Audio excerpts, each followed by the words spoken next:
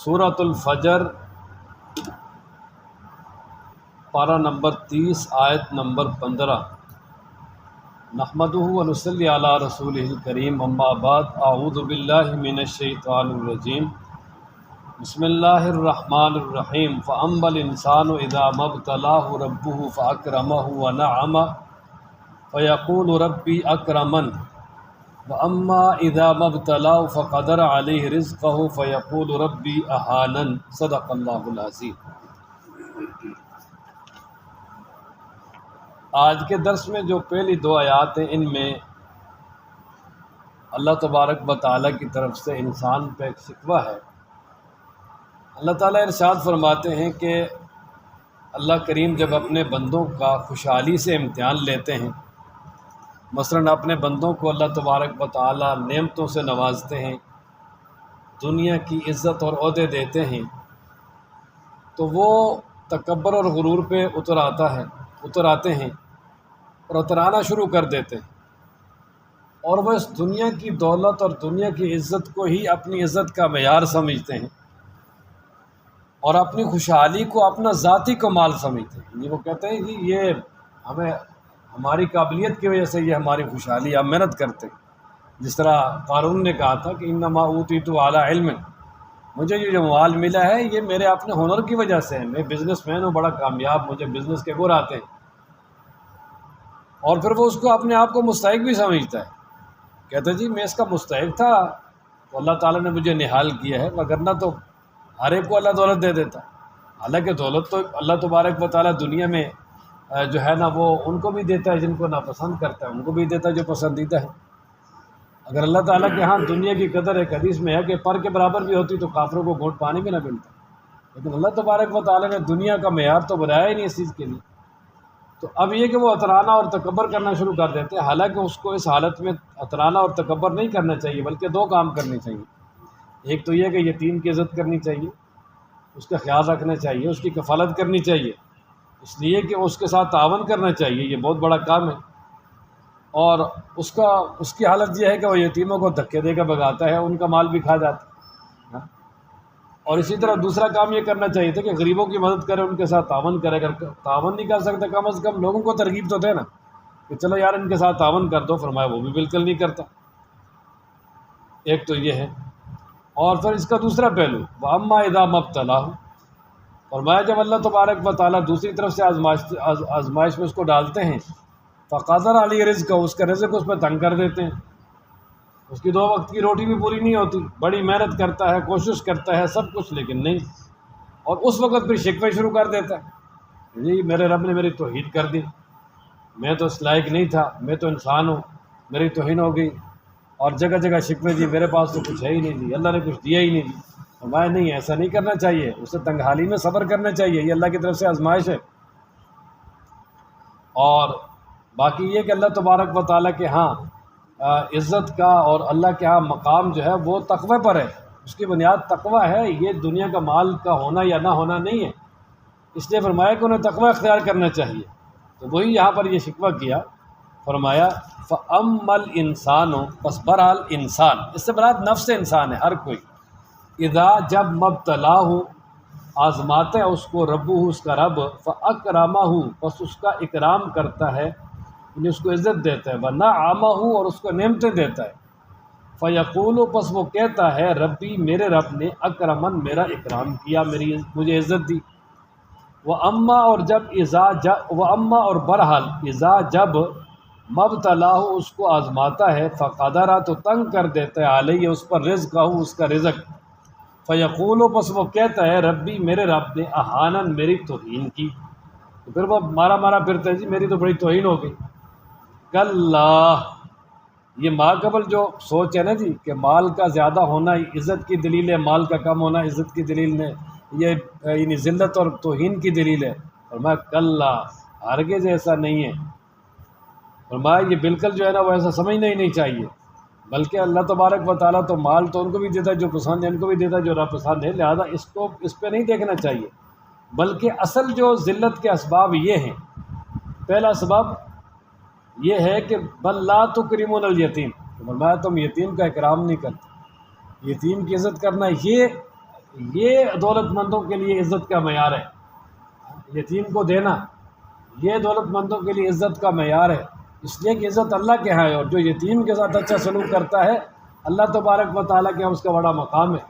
جناب نبی کریم صلی اللہ علیہ وسلم نے ارشاد فرمایا دنیا میں بہترین گھر وہ ہے جس میں یتیم کے ساتھ اس طرح سلوک ہو،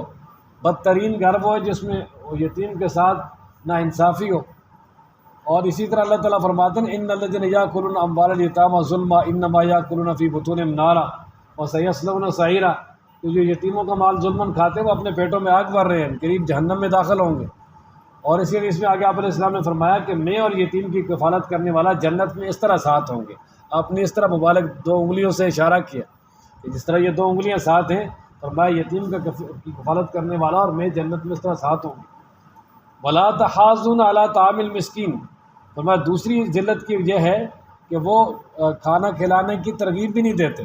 مطلب ہے کہ خود دینا تو درکنار، اللہ نے بہت کچھ دیا، اپنے میں سے دیتے بھی نہیں ہیں، کسی کو بھی نہیں کہتے، ترغیب بھی نہیں دیتے۔ حالانکہ چلو کم از کم اگر خود نہیں دے سکتے کسی کو ترغیب بھی دے دیں، یار فلاں آدمی غریب ہے اس کو دے دیں، لیکن نہیں، ایسا بھی نہیں کرتے۔ تو یہ دونوں وہ پہلے آدمی کے لیے، مالدار کے لیے، کلا ہرگز نہیں، بلکہ لا تکرمون الیتیم، تم نہیں اکرام کرتے، عزت کرتے یتیم کی، ولا تحاضون، اور تم نہیں ترغیب دیتے اعلیٰ طعام المسکین، مسکین کو کھانا کھلانے کی، یا تم نہیں ابھارتے لوگوں کو مسکین کو کھانا کھلانے پر۔ اور اسی طرح جس کا مال تنگ ہو جائے اس کے بارے میں فرمائیں کہ وہ مال کے تنگ ہونے کو جو ہے نا وہ یعنی معیشت کے تنگ ہونے کو سمجھتا ہے کہ میری ذلت ہے، نہیں، فرمایا اس میں ذلت نہیں، بلکہ اصل بات یہ کہ وَتَأْكُلُونَ التُّرَاثَ، تم کھا جاتے ہو وراثت کو اکلا لما، مکمل سمیٹ کر۔ فرمایا کہ تم وراثت جو ہے اس کو مکمل سمیٹ کے کھا جاتے ہو، کہ ماں باپ یا کسی کی طرف سے اوپر سے جب وراثت آ رہی ہے تو اس میں بہنوں کا بھی حق ہے، بھائیوں کا بھی حق ہے، اس میں یعنی مطلب اس کی مرحوم کی بیوی کا بھی حق ہے، بہت سارے حقوق رکھے ہیں اللہ تبارک بتا رہے ہیں۔ فرمایا کہ تم حقداروں کو بھی حق نہیں دیتے، وہ سب کا حق جناب اس کے اوپر جو ہے نا وہ مکمل طور پہ قبضہ کر کے بیٹھ جاتے ہو۔ حالانکہ فرمایا یہ تو بالکل ہی کم ہمتی والی بات ہے کہ ایک شخص جو ہے نا وہ جس طرح مردار خور جانور ہوتے ہیں ان کی طرح انتظار میں بیٹھا رہے، جی میرا مورث کب مرے گا تو تاکہ اس کا مال میرے پاس آئے اور میں اس کو جو ہے نا وہ اپنے مرضی سے اڑاؤں۔ ہاں، بہت سارے لوگ ایسے دنیا میں موجود ہیں کیونکہ والدین کے بڑے سخت خلاف ہوتے ہیں، کہتے ہیں یار انہوں نے ابھی تک ہمیں مال ہی نہیں دیا، فلاں نہیں کیا، یہ نہیں کیا، تو مرتے بھی نہیں کہ تاکہ ہم ان کے وارث بن جائیں۔ تو فرمایا یہ مال کی حرص اتنی زیادہ ہے کہ ماں باپ کے مرنے کی دعا کر رہے ہیں، اور اسی طریقے سے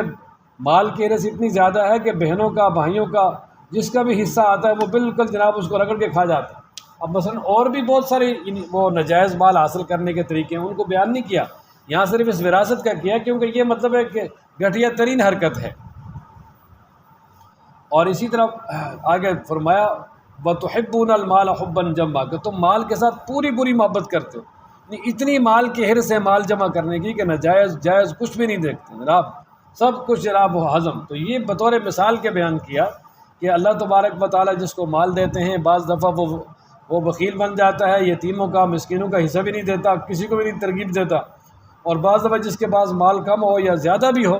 تو جناب اس کی حوث اتنی بڑھ جاتی ہے کہ وہ دوسروں کا بھی حق کھا جاتا ہے اور مال کی محبت میں اندھا ہو جاتا ہے، کوئی طریقہ سوچتا ہی نہیں کہ کہاں سے میں مال حاصل کر رہا ہوں، کس طرف سے حاصل کر رہا ہوں، حالانکہ اس کو سوچنا چاہیے کیونکہ کل اللہ تبارک و تعالیٰ کے ہاں کھڑے ہو کر جواب دینا بھی آگے آ رہا ہے۔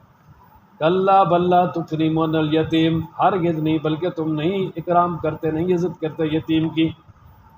ولا تحاضون، اور تم نہیں ترغیب دیتے اعلیٰ طعام المسکین، مسکین کو کھانا کھلانے پر، مسکین کو کھانا کھلانے کی ترغیب بھی نہیں دیتے،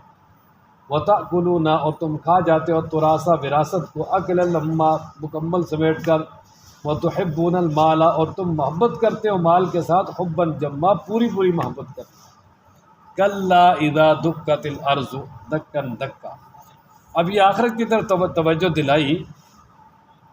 کہ فرمایا کہ مال ملنا یا نہ ملنا یہ عزت ذلت کی دلیل نہیں ہے، اصل ذلت اور رسوائی کافروں کی آخرت میں ہے، اور مومنوں کو جو عزت ملے گی وہ آخرت میں ہے، اس کا خیال کرنا چاہیے۔ اور پھر اب آگے قیامت کا تذکرہ کر دیا کہ اس کی طرف خیال کرو، وہ بڑے سخت مقام ہے، وہاں جس کو عزت ملے گی وہ بھی ہمیشہ کی ہے، جو ذلیل ہوگا وہ بھی ہمیشہ ہی ذلیل ہوگا۔ تو سب سے پہلے وہاں فرمایا نا کلا ہرگز نہیں، یہ جو پیچھے والی سوچیں نہیں رکھنی چاہیے، بلکہ فرمایا توجہ کرو، یعنی غور کرو، سنو، دیکھو کہ اذا دکت الارض، جب کوٹ دیا جائے گا زمین کو، دکن دکا کوٹنا، کہ جب کوٹ کر زمین کو برابر کر دیا جائے گا، یعنی جس طرح یہ فرش ڈالتے ہیں نا، تو اس میں جب وہ نیچے وہ روڑے وغیرہ اس طرح کی چیزیں ڈالتے ہیں تو پھر اوپر سے اس کے باقاعدہ مشین چلاتے ہیں تاکہ وہ بالکل برابر ہو جائے، لیول ہو جائے، تو اس کو اور اسی طرح جب فرش کو بھی ڈالا جاتا ہے یا کچی مٹی ہو تو کسی جگہ پہ اس کو بھی بالکل کوٹ کوٹ کے برابر کرتے ہیں تاکہ لیول ہو جائے، تو یعنی قیامت کا جب وقت آئے گا تو ایسے زمین کو بالکل لیول میں کر دیا جائے گا۔ وجہ یہ کہ سارے سمندر بام پر بن کے اڑ جائیں گے، یہ پہاڑ یہ چمکتی ریت بن کر سمندروں والی جگہ کو کور کر لیں گے، اور ایک پوری زمین جو ہے نا یہ ایک میدان بن جائے گی، اس میں کوئی گھر، کوئی دریا، کوئی پہاڑ، کوئی پتھر، کوئی درخت، کچھ بھی نہیں رہے گا۔ فَإِذَا هُمْ بِالسَّاهِرَةِ، بالکل یہ فرش کی طرح، جس طرح یہ آج کل ماربل وغیرہ لگا کے بالکل چکنا جو ہے وہ فرش بنایا جاتا ہے، اس فرش کی طرح یہ زمین کو بالکل برابر کر دیا جائے گا، اور اسی زمین پہ میدان محشر بپا ہوگا۔ وَجَاءَ رَبُّكَ، اور آ جائے گا تیرا رب، وَالْمَلَكُ، فرشتے، صفاً صفا، صف بنا کر، کہ اللہ تبارک و تعالیٰ بھی اس دن اپنی شان کے مطابق میدان محشر میں اپنے بندوں کے سامنے جلوہ گر ہوں گے، اور اللہ تبارک و تعالیٰ وہاں انصاف کا ترازو رکھیں گے اور اعلان کریں گے لمن الملک اليوم، کس کی بادشاہی ہے، کس طرح وہ اللہ کی جیسے شان ہے، اور اس کے ساتھ ہی فرشتے جو ہے نا وہ بھی عاجزی اور انکساری کے ساتھ بڑی بڑی صفیں بنا کے وہاں کھڑے ہوں گے کہ اللہ تبارک و تعالیٰ کی طرف سے کیا حکم ہوتا ہے، تاکہ فوراً جو ہے نا وہ اس حکم کو جو ہے نا وہ پورا کریں۔ بعض روایتوں میں آتا ہے کہ 7 صفیں ہوں گی اور زمین کو بالکل گھیر لیں گے، اللہ تبارک و تعالیٰ کے حکم کا انتظار کریں گے، اور اسی طرح انبیاء، صلحاء اور دیگر گواہ جو ہے نا وہ ان کو جمع کیا جائے گا۔ وَأَشْرَقَتِ الْأَرْضُ بِنُورِ رَبِّهَا، یہ اللہ تبارک و تعالیٰ کے جلوہ گر ہونے کی وجہ سے، اللہ کے نور اور روشنی اور تجلیات سے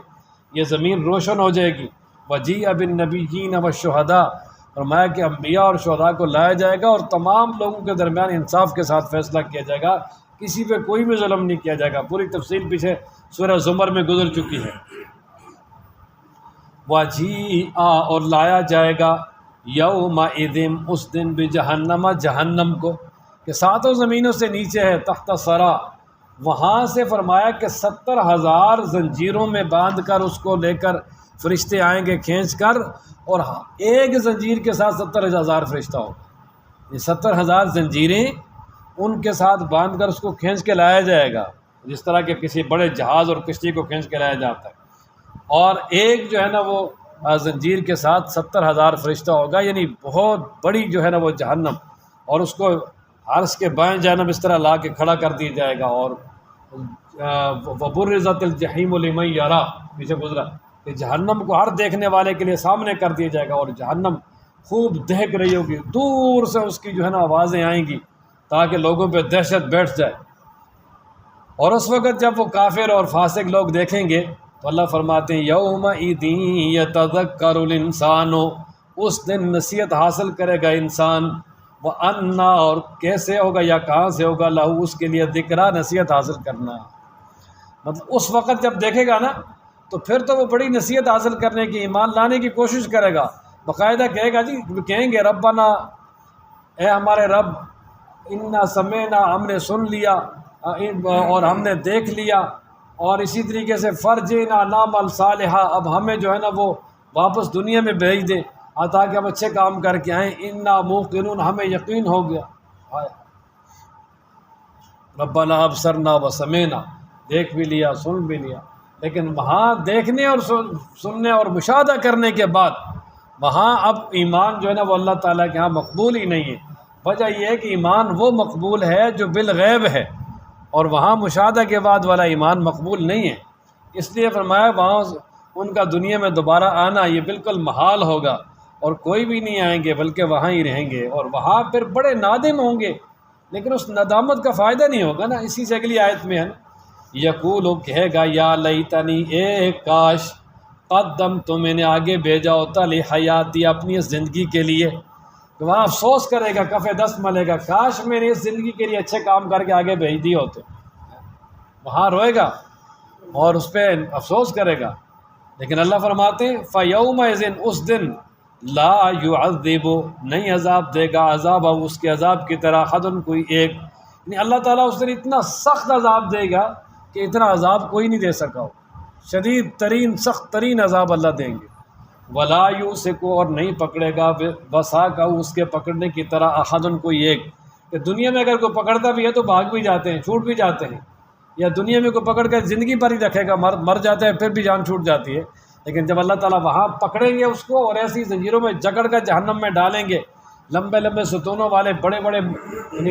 ہال بنے ہوں گے، اور ان کے اندر جس طرح اوون کو بند کر دیا جاتا ہے میکرو اوون کو، یا اسی طرح جس طرح یہ پریشر کوکر میں چیز ڈال کے اس کو بند کیا جاتا ہے، اوپر سے جہنم کو بند کیا جائے گا، اور پھر شدید آگ اور تیز ہوگی اور وہاں جلیں گے، پھر زندہ ہوں گے، پھر جلیں گے، اسی طرح عذاب ہوتا رہے گا، الحیاذ باللہ۔ اچھا یہ تو تھا نا جی ان کا کہ جنہوں نے دنیا میں مال آیا تو اترائے، نہ کسی کو دیا، نہ اللہ کے حق کا خیال رکھا، اور اگر مال نہیں تو شکوے شروع کر دی، اللہ کی نافرمانیاں کی، یہ تو ان کا حال تھا نا۔ اب جو اللہ تبارک و تعالیٰ کی عبادت کرنے والے ہیں، جو اپنے آپ کو رب ذوالجلال کی عبادت میں لگانے والے ہیں، ایمان والے ہیں، اور انہوں نے ایمان کے بعد اتنے نیک اعمال کیے کہ نیک اعمال پر ان کا دل مطمئن ہو گیا، اور نماز اور دیگر نیک اعمال کا وہ عادی بن گیا، ایسا عادی بن گیا کہ اگر نیک اعمال نہ کر سکے تو اس طرح محسوس ہوتا ہے جس طرح کوئی چیز گم ہو گئی۔ اگر ایسی حالت ہو گئی ہے تو ان کے لیے اللہ تبارک و تعالیٰ فرما رہے ہیں کہ ایک تو جو ہے نا وہ موت کے وقت فرشتے جب اس کے پاس آ کر اس کو اعلان کریں گے کہ یا تو النفس المطمئنہ، اے نفس مطمئنہ ارجعی الی ربک راضیۃ مرضیہ، تو رب کی طرف لوٹ جا، تیرا رب تجھ سے راضی، تو اس سے راضی۔ اور اس وقت جب یہ اعلان ہوگا تو روح فوراً نکلنے کی کوشش کرے گی، لیکن چونکہ وہ جسم کے ساتھ بندھی ہوئی ہوگی، اور پھر فرشتے جب اس کی گرہ کھولیں گے تو فوراً وہ روح نکل کر جو ہے نا وہ چلی جائے گی، فرشتے اس کو بڑے اعزاز و اکرام کے ساتھ اعلیٰ علیین میں پہنچا دیں گے۔ اللہ اکبر، اللہ تعالیٰ ہم سب کو ان میں شامل فرمائے دیں۔ موت کے وقت ہی بشارت مل جائے گی، فرشتے پاس آ کے بیٹھ کے بتا دیں گے بھائی کہ تیرے رب کی طرف سے بلاوا آ گیا ہے اور رب تیرا تجھ سے راضی ہے، تو آ جا۔ اس سے بڑی خوشی کیا ہوگی؟ اسی لیے آپ علیہ السلام نے فرمایا نا تحفۃ المومن الموت، مومن کا تحفہ موت۔ اچھا یہ تو ہوگا نا موت کے وقت، پھر جب میدان محشر ہوگا تو وہاں پر کیا ہوگا؟ تو فرمایا اللہ تبارک و تعالیٰ فرمائیں گے جا میرے بندے، میں نے تجھے معاف کر دیا، تو میرے نیک بندوں میں شامل ہو کے میری جنت میں چلا جا۔ میدان محشر میں یہ دو جگہ کے اعلان ہے، یا ایتھا النفس المطمئنہ ارجعی الی ربک راضیۃ مرضیہ، یہ موت کے وقت، فادخلی فی عبادی وادخلی جنتی، یہ میدان محشر میں اللہ کی طرف سے اعلان ہوگا۔ تو اس سے بڑی خوش قسمتی کیا ہے؟ اللہ تعالیٰ ہم سب کو ان میں شامل فرمائے۔ یا ایتھا النفس المطمئنہ، اے نفس مطمئنہ، ارجعی لوٹ جا، الی ربک اپنے رب کی طرف، راضیۃ مرضیہ کہ تو راضی ہے اور راضی کیا ہوا ہے۔ اللہ اکبر۔ فادخلی، اللہ فرمائیں کہ داخل ہو جا، فی عبادی میرے نیک بندوں میں، وادخلی اور داخل ہو جا، جنتی میری جنت میں، کہ میرے نیک بندوں میں شامل ہو کر میری جنت میں چلا جا۔ اور یہ پیچھے سورہ قیامہ میں وہاں تفصیل گزر چکی کہ نفس کی تین قسمیں، ایک ہے نا جی نفس امارہ، جس کا یہ 13واں پارے میں شروع میں ہے۔ نفس امارہ وہ ہے جو گناہوں کی طرف انسان کو ہر وقت مائل کرتا رہتا ہے، اور یہ کفار اور فساق کا نفس ہے، اللہ تعالیٰ اس سے حفاظت فرمائے۔ اور دوسرا ہے نفس لوامہ، نفس لوامہ کہتے ہیں جو ملامت کرنے والا نفس، کہ گناہ ہو جائے تو فوراً ملامت کرے اور نیکی ہو جائے تو بڑا مطمئن ہو۔ تو یہ ہے عام مومنوں کا نفس، اور یہ بھی بہت بہتر ہے، وجہ یہ ہے کہ انسان کو توبہ کی توفیق ہو جاتی ہے۔ اور تیسرا ہے نفس مطمئنہ۔ نفس مطمئنہ جو ہے نا وہ ہے کہ جو اللہ تبارک و تعالیٰ کی عبادت پر اور اسی طرح رب ذوالجلال کی طرف سے جو چیزیں اس کو ملی ہیں وہ اس پہ بالکل مطمئن ہو جائے، فرمایا کہ شیطان کے تخیلات سے متزلزل نہ ہو، برائی کی طرف بالکل مائل نہ ہو، ہمیشہ اچھا کام کرنے کی کوشش کرے، اور وہ اچھا کام کرنے کی کوشش کر کر کے اس کا دل اتنا مطمئن ہو گیا کہ وہ اچھے کام کو گویا اس نے اپنی فطرت میں شامل کر لیا۔ تو یہ اخص الخاص لوگوں کا جو ہے نا وہ نفس مطمئنہ ہے۔ اللہ تعالی ہم سب کو نفس مطمئنہ عطا فرمائے۔ یہ اللہ کی طرف سے سب سے بڑی دولت اور نعمت ہے۔ تو جس کے پاس یہ نفس ہوگا، اللہ کی طرف سے اعلان ہوگا کہ نیک بندوں میں شامل ہو کر جنت میں چلے جاؤ۔ اللہ تعالی ہم سب کو قرآن پڑھنے، سمجھنے، عمل کرنے کی توفیق عطا فرمائے۔